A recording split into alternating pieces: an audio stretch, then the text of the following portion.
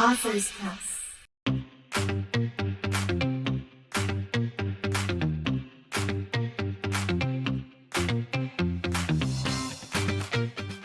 Hello, everyone. My name is Gab Megan, and I'm from Authors Press.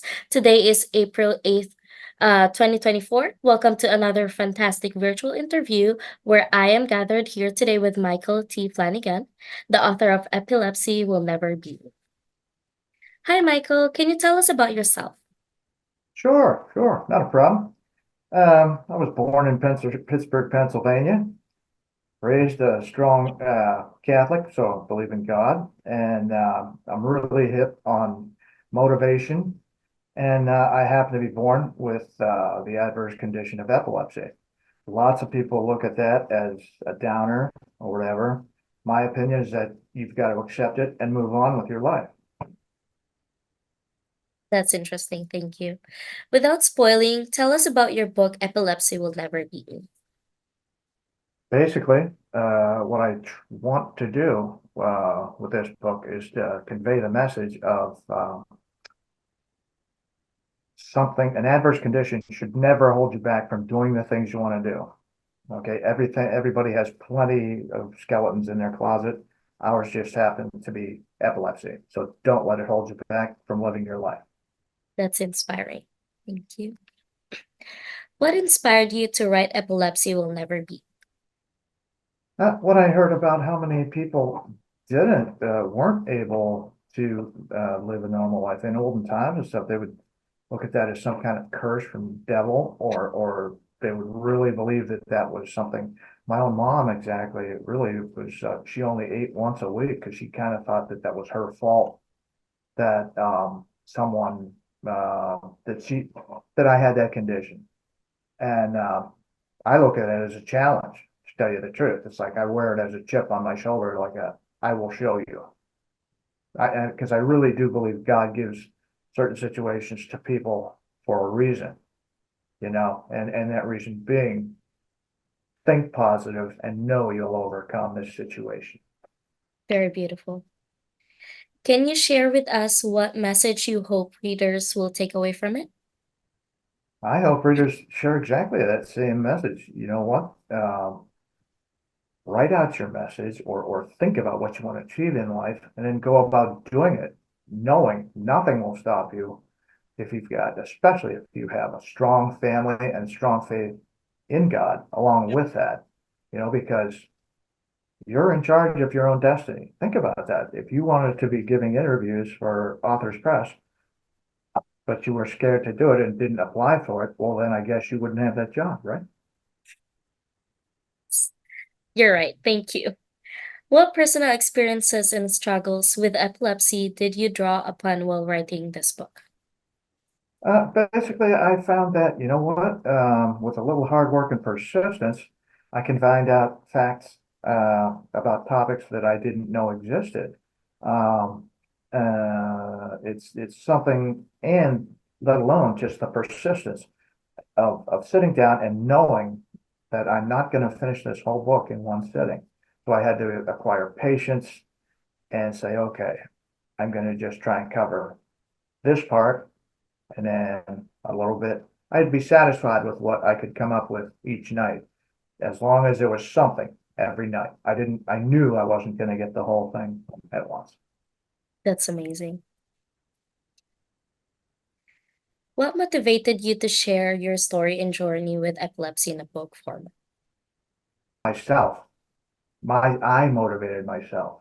So wait a minute, you can do this. And the fact that there's so many people when I go to my doctor's office, he told me I was amazing one day, and I was, what are you talking about?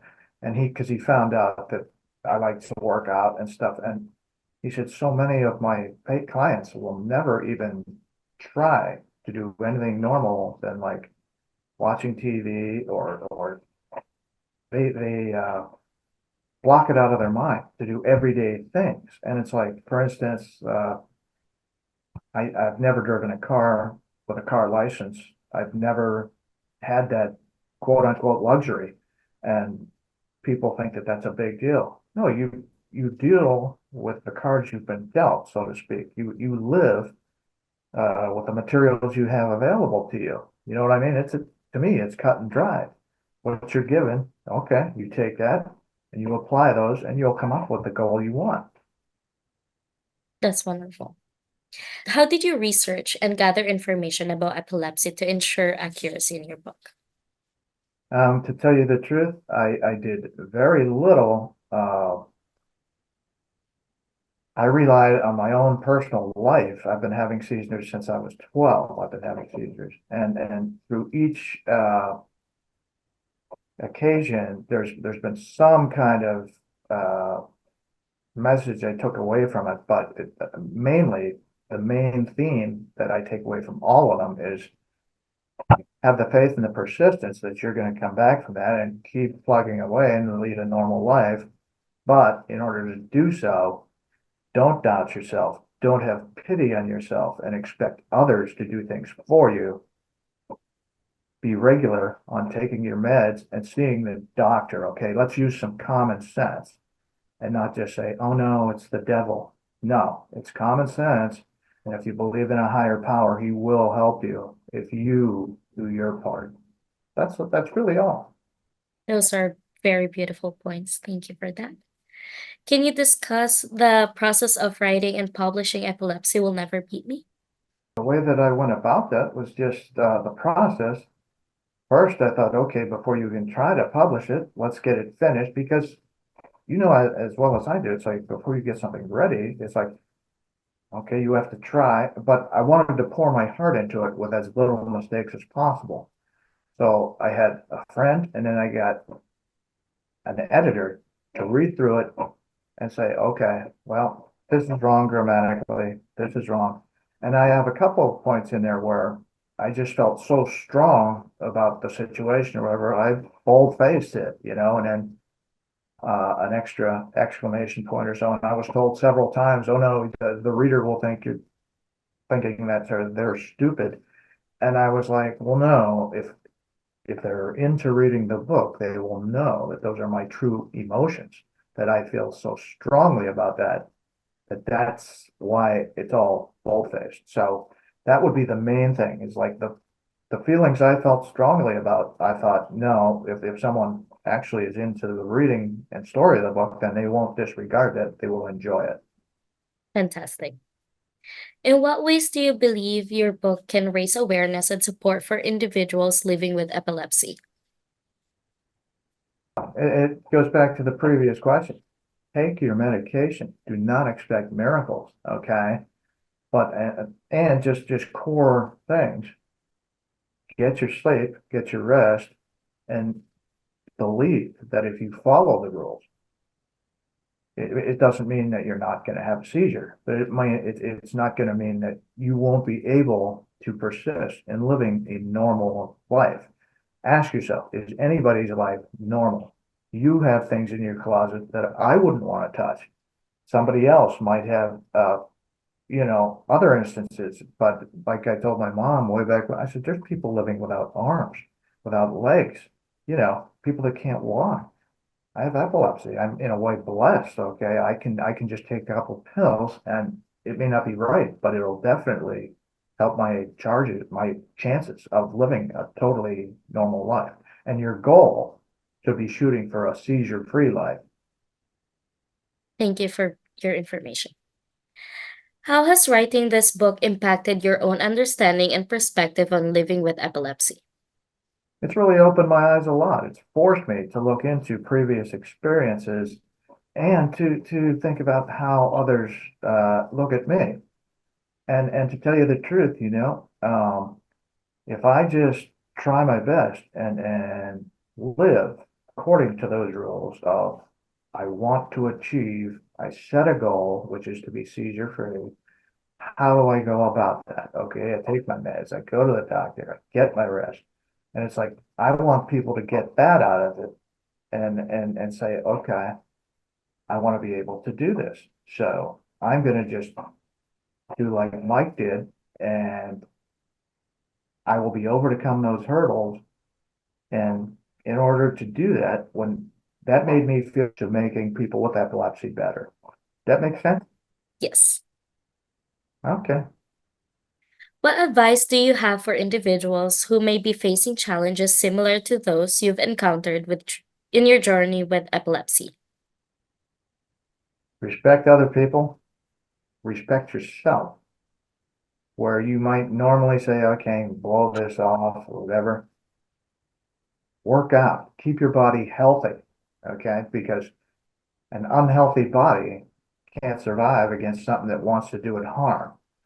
So if you're getting your rest, if you're giving yourself every chance to succeed, then you're much better off than if you were saying, oh, well, I don't want a sound body, whatever, who needs it? You don't need to be healthy. No, you do. You really do. Would you go into a calculus test without studying for the test? Uh, I don't think so. Or even a basic math test. You know, it's that kind of comparison I make because it's like, well, this is physical. You have to prepare yourself and spiritual, really. Have that belief that no, okay, so I had a seizure. What do you do when you fall down? You get back up again. Okay. No pity. There's no room for pity. Thank you for being straightforward. Looking back on your experience writing Epilepsy Will Never Beat Me, what are you most proud of and what do you hope readers will remember most about your book?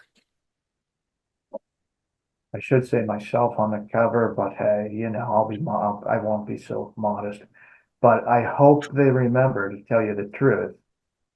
Like I said, wear it as a chip, a positive chip, just like ego. There's good ego and bad ego, but wear it as a chip to succeed. Whereas, because let's put it this way, when people wave up a white flag and say, "Oh no, no, I give up," I hope they get that attitude of this guy never quits.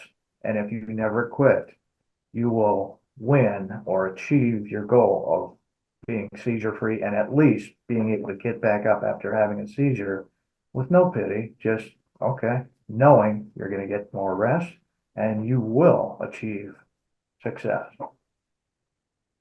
Thank you. Where can we purchase your book? Um, I'm pretty sure, well, in fact, I know you can purchase it on Amazon.com and also BarnesandNoble.com and hopefully shortly a lot of other bookstores. Thank you. You have an option to answer this question or not. We just need to ask this for us to be able to serve our authors in the future. How was your experience working with Authors Press? Awesome.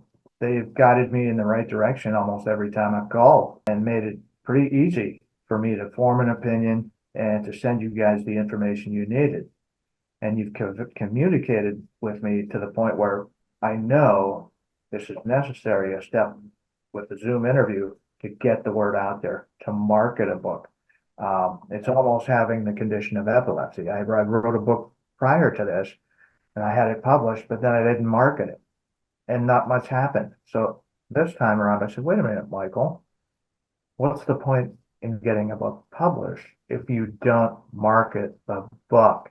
And that's where you guys convinced me uh, quite handily, I might add, that, hey, Michael, we will do this for you and it will benefit both of us. And it was in a very professional and I commend you on that. Thank you so much for that wonderful feedback. We highly appreciate it. That's all the questions I have for you today. Thank you so much for meeting with me today and discussing your book. It's been very pleasant speaking with you. If you have any questions or concerns, please feel free to reach out to Authors Press either via email or phone number, and we will get back to you as soon as possible. Okay, well, just on a closing note, will there be if anybody wants to sign me to have an autograph session, feel free to contact through you. Thank you for that. Thank you so much for that. This has been Okay, Michael T. Flanigan and Gab Megan. Thanks for tuning in. Thank you. okay. Bye-bye now. Authors Press.